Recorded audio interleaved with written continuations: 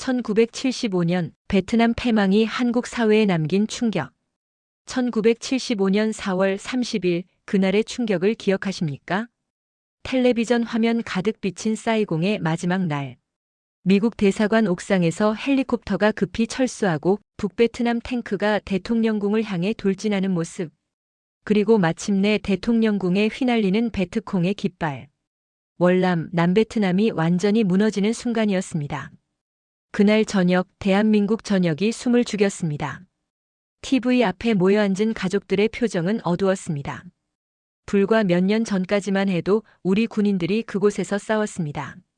맹호부대, 백마부대, 청룡부대, 5만 명이 넘는 우리 젊은이들이 정글 속에서 피를 흘렸던 그곳이 이제 완전히 공산화되어 버린 겁니다.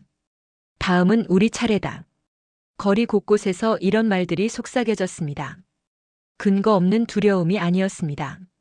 휴전선을 사이에 두고 북한과 대치하고 있는 우리 상황이 무너진 월남과 너무도 비슷해 보였으니까요. 분단국가, 미군 주둔, 그리고 공산 세력과의 대립. 월남이 우리의 미래를 미리 보여준 것처럼 느껴졌습니다. 정부는 즉각 움직였습니다. 아니, 어쩌면 이 기회를 기다렸는지도 모릅니다. 전국 각지에서 승공결의 대회가 열렸습니다. 학교마다, 직장마다, 동네마다 사람들이 모였습니다. 승공 통일, 멸공, 구호가 하늘을 찔렀습니다. 안보 교육이 더욱 강화되었고 반공 포스터가 거리를 뒤덮었습니다. 그해 여름 민방위대가 창설되었습니다.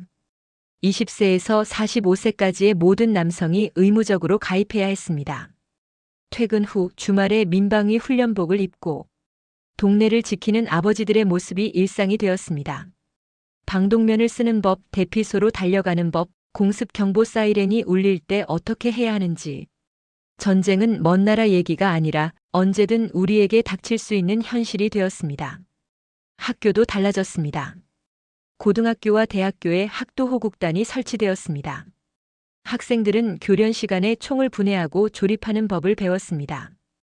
유니폼을 입고 구보하고 군가를 불렀습니다. 우리는 학생군인이다. 그런 의식이 심어졌습니다. 학교는 더 이상 단순히 공부만 하는 곳이 아니었습니다. 국가를 지키기 위한 예비 전사를 키우는 곳이기도 했습니다. 국방력 강화에는 돈이 필요했습니다. 정부는 방위세를 신설했습니다. 모든 국민이 세금을 더 내야 했습니다. 월급에서 물건값에서 조금씩 방위세가 떼어졌습니다. 나라를 지키기 위한 당연한 의무라고 했습니다. 힘들었지만 그때는 거부할 수 없는 분위기였습니다. 월남처럼 되고 싶지 않다면 모두가 희생해야 한다는 논리였으니까요. 하지만 안보 위기는 또 다른 얼굴을 가지고 있었습니다. 바로 긴급조치 구호입니다. 1975년 5월 13일 박정희 대통령은 긴급조치 구호를 선포했습니다.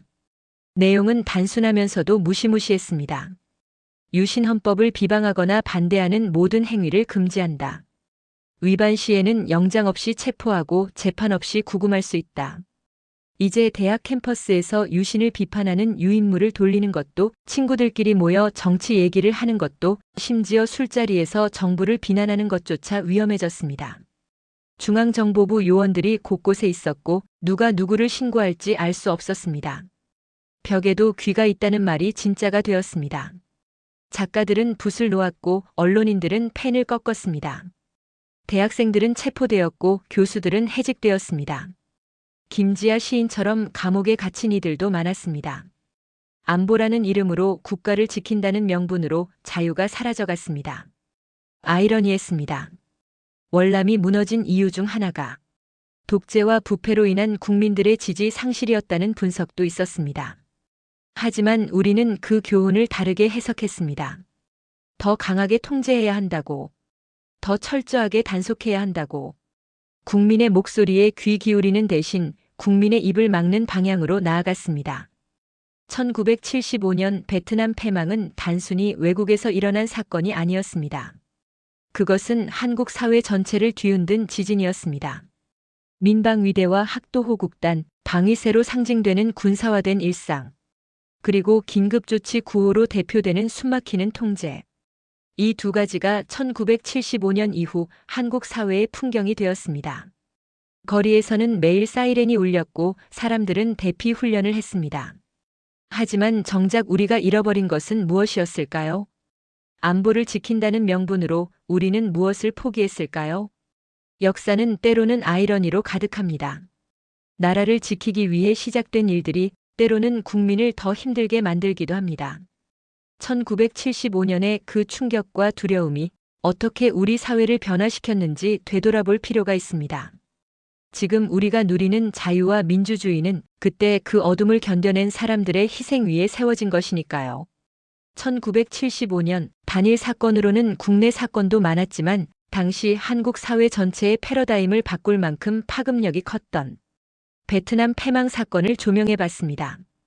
유익하셨다면 좋아요와 구독 부탁드립니다. 감사합니다.